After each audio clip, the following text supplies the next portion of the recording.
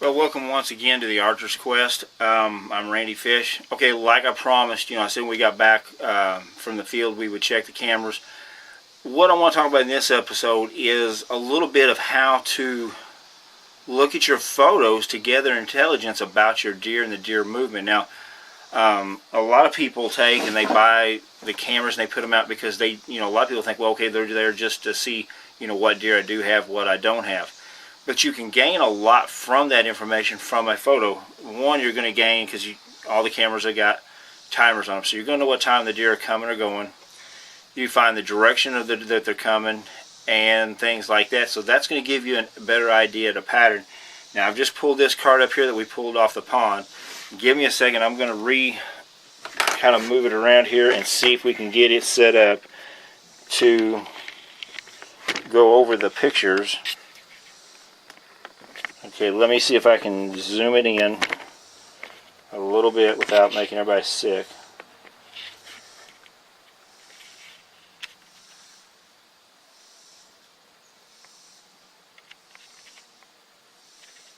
Okay, this picture here, and just to show you what we got right here is we got a trail coming out. We also have a trail back here, and then we've got a trail here. You see they're walking the pond edge. Now, first thing you're going to notice on the picture is the time. I see here that this was on July 31st, and this was at 2:42 p.m. The temperature actually that day was 102 according to the camera. Now, that temperature could be off because this camera was sitting in a sun, but as you can see, the deer are coming from back here because the little deer there, the little fawn, lets me know they're coming off that back trail that comes out right there. I'm actually thinking about putting a blind here next year.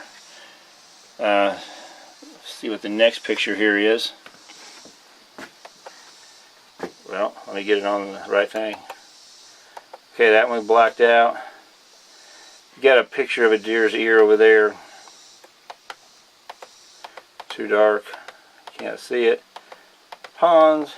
Okay, see the deer coming here.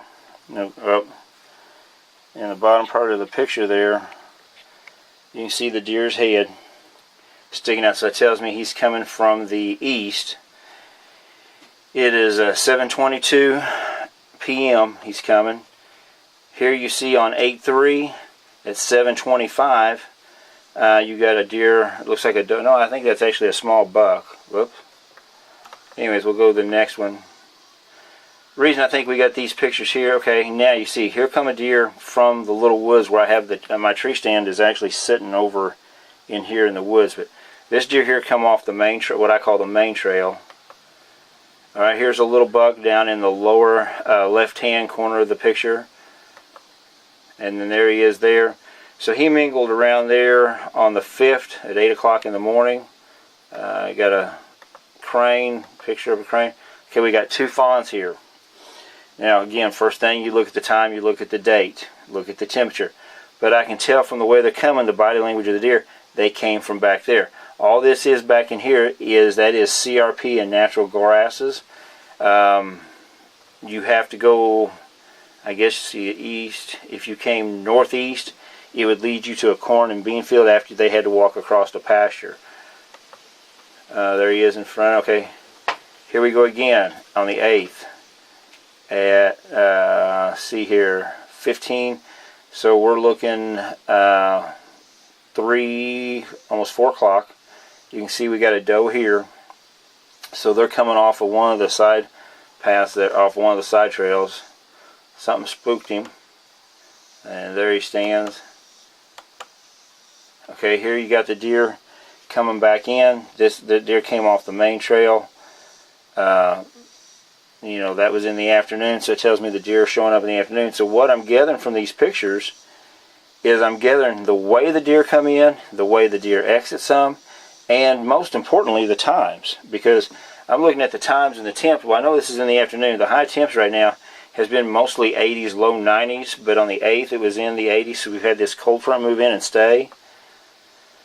Okay, here, 9 o'clock in the morning, a little bit after 9, you got deer coming in. You got them coming from the east, so more than likely they've been, I'm going to say they've probably been corn or bean fields, and they're working their way back. There they are mingling again, getting drinks, then they're gone. That's at 9 o'clock. I think that heron scared them. Okay, here we go on the 9th. We got another deer coming in, a little buck. In the afternoon. Here comes in the afternoon. Buck and 2 fawns, or a doe and 2 fawns, I mean. Here's another one. So this gives you an idea. You know, it tells you what deer you got, but it also gives you an idea of which direction. There's a little, that looks like a little 6-pointer. So like I said, I don't look to really get a lot of big bucks on this farm right now. Hopefully from using the Creation Wildlife supplements, within a couple years these deer will be back. Again, you see the deer coming here. So that tells me the deer came from back in here somewhere. Here's another one. This is 5:37 p.m. Deer's coming from the east, northeast. Alright, there she is. Now she's going back main trail. More than likely she's going up towards the tree stand. Here's one at 7 o'clock in the morning. I don't know if it rained that morning or what. Here's another one, 11 o'clock on the 16th. Temperature was 88 degrees, but here's another thing, the moon. You can look at the moon. The moon was only a quarter bright. So if you're one of those that believe a lot in moon patterns, that's something to go by. Sometimes I think the moon does help, sometimes I think it doesn't. That looks like a little bit bigger. Yeah, that's a little 8-point buck. Now he's more than likely come in. I'm going to say there is I call it a secondary trail over in here, and that's probably where he's come from. The main trail is usually here, here, and then down along there. And apparently something scared him. He ran back. Now we're getting into, now as you can see, these weeds are getting high in the foreground, and the camera started triggering off a lot from there. Hang on a minute, I'm going to turn this back around if I can, without hopefully making us too dizzy. Let me widen it back out, sorry about this. Wrong way. Okay, there we go. So, like I said, when it comes to looking at the pictures to see what is what deer, you know, I mean, I'll be honest with you, like everybody else, I want to see what deer is on the property, especially when it comes to the bucks. I want to see how big they are, and that I've got photos here from other cameras and that. But what I do a lot of times, I'll be honest with you, there's a couple bucks I'm looking at that I would really like to score on this year. I've got a notebook, and when I go through those pictures, I either write, a lot of times I will write in that notebook the date, the temperature, the time, date, temperature, time. I might in the direction they're coming from. I almost forgot that. Because what I like to do is I like to use that because I will go back and look at weather forecast and see what the dominant wind was that day. I write that down in that book, and then what I can do is because I keep that book breaked up into different, you know, like I'll name the deer like High Topper, King, Special K, whatever, and I'll have just certain pages just dedicated to them. What I do is I study those pictures that we get day by day, especially it's always good when you get multiple pictures. That gives me an idea that at what time of the season those deer are coming through. So this is just a little something to help you in your quest to maybe get a whitetail, whether it be a buck or a doe. I'm really looking forward to next weekend because here in Kentucky, our archery season will open up, and my goal right now, what I'm hoping to do before the end of summer is I'm hoping to go ahead and put at least one doe down. What I'd like to do is I would like to get a doe, get that meat put in the freezer. Might do two, I don't know.